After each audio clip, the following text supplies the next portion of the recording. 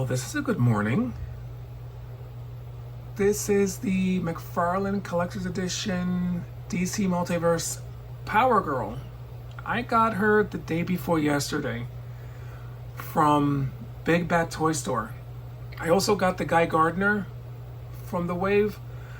It's still in the box, but I wanted to review her first.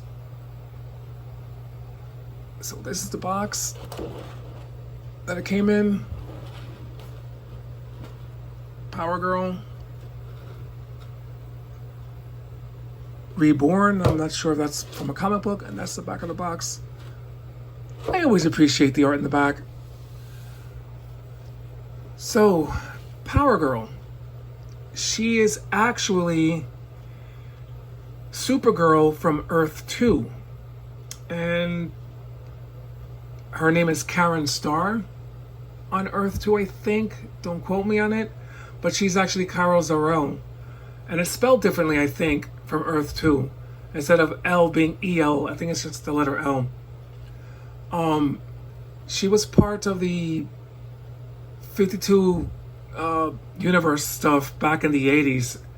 They before they streamlined everything into one universe, which I'm not sure how she wound up.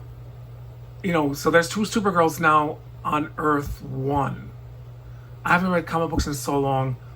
Just that her origin, not unlike Donna Troy, became kind of convoluted. They switched her origin a few times. She was an Atlantean at one point, but for the most part, she's been a Kryptonian, Superman's cousin. I like the figure. Really, really good job on the face sculpt. They're making the female face sculpts a lot better. No problem with the paint job. I'm so happy they're sticking with the wired capes. I did not think I was going to enjoy wired capes as much, but I do.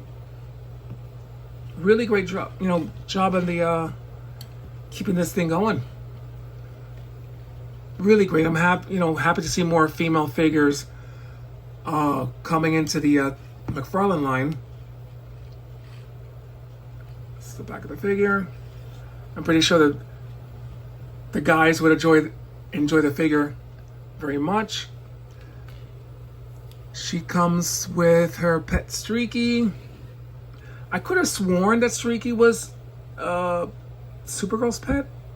Well, she's actually Supergirl from Earth 2, so makes sense that they both had. Oh, shockingly enough, Streaky even has a cloth cape. For some reason, when I saw the solicits before the figure came out, it looked like it was plastic, but nope, cloth cape. And she comes with 3 sets of hands.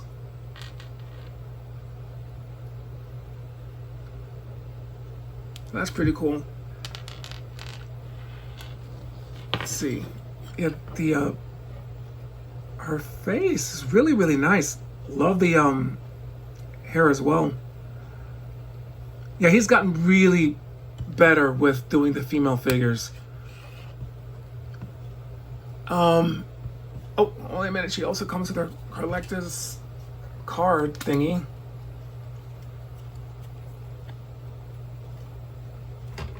And here's the back. Yeah, Karen Starr. They changed her origin so many times, it was kind of hard to keep track. And I haven't read comic books in so many years.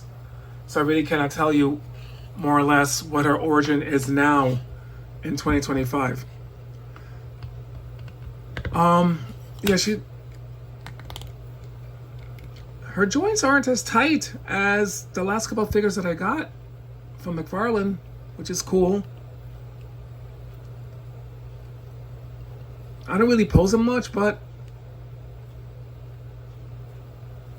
really, really nice. Wow. Really, really cool. Great job on that. So glad that the joints aren't, because I'm afraid to break them, moving them around a lot. So, I received her from Big Bad Toy Store, which she already has sold out, unfortunately. I think the best place to try to find her now is that, or on eBay, which they're gonna, you know, rake you there with the. It's gonna probably be about $50 or more. Here's my issue. This is a collector's edition at $29.99, and I'm so confused with why he charged $29.99 or made her a collector's edition when you read, you don't get much. Aside from Streaky, there's no flight stand, which he should have come with a flight stand. Another issue that people have, that I've seen complain online, which I agree with, is she is pretty tall. So if you got the Action 1000 comics or Superman figure with the cloth cape, or just the original, she's going to tower over him. And if I'm not mistaken, she might be even taller than the collector's edition Wonder Woman, which, yes, she is way taller than Wonder Woman. Wow. So I'm not sure it's because of the heels that she's taller than Wonder Woman, but she might even be taller than Sergeant Rock, or maybe the same height. That's insane. So yeah, and I don't have them on stands, as you can see. She's at least about a half an inch taller than her, or maybe a full inch. Yikes, I'd hate to see him do Big Barda. No, Tom McFarlane, what are you doing? I mean, by herself, she's a great looking piece. Just between the asking price, the scaling issues that I think a lot of people have been complaining about, it's a nice looking figure. I'm not sure, because I could have sworn that I think she shares body parts with Wonder Woman. I think, like,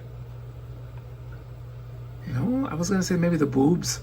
Is that where he charged the extra for? The extra boobages? Todd, what are you doing?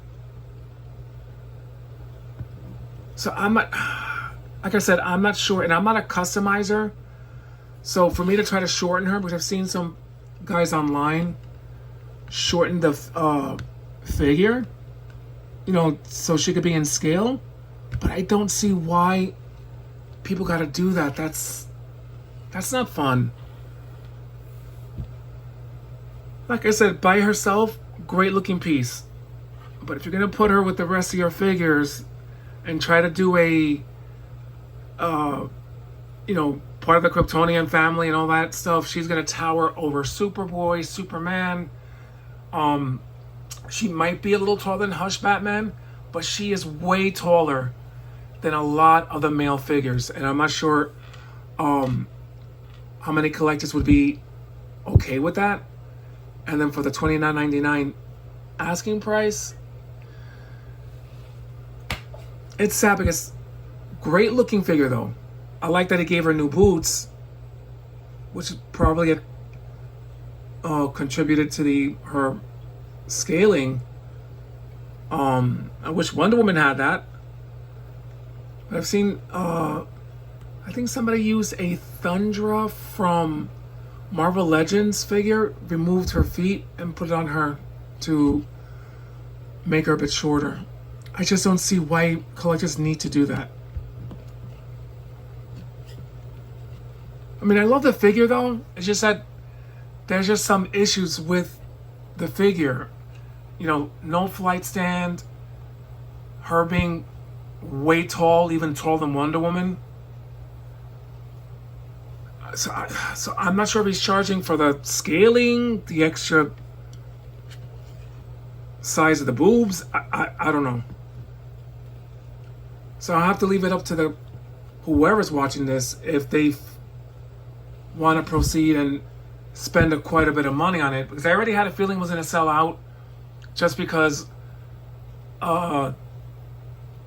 he gave her the iconic look with the window showing chest piece and all that other stuff. So I knew she was gonna sell out like crazy. But damn, $29.99, no extra head sculpt, no flight stand.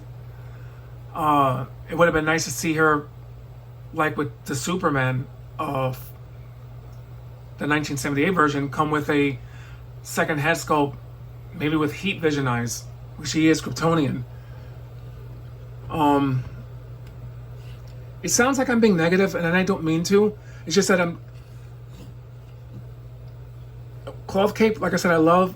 She's a really pretty looking figure. Just not sure when it comes to the collectors, who are very adamant that they want to keep a uniformed look with the figures and not having Power Girl tower even over Wonder Woman. Oh, she toppled over. That's because she's got big chesticles.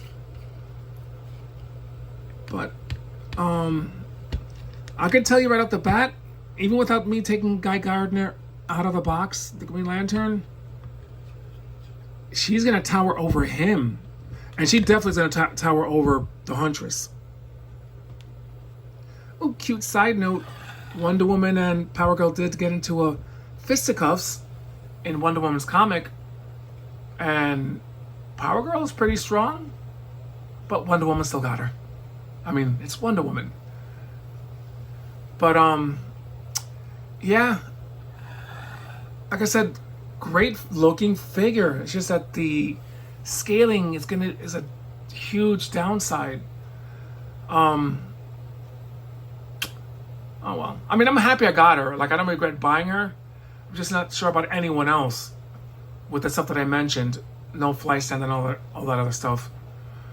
But anyway, I'm gonna try to do the Guy Gardner soon, which I'm happy I got.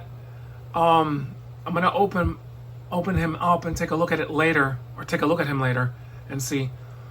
But be safe out there. It is freezing. I think it's like 20 something degrees. I'm wearing a freaking really thick sweater in the house and I even have the heat on.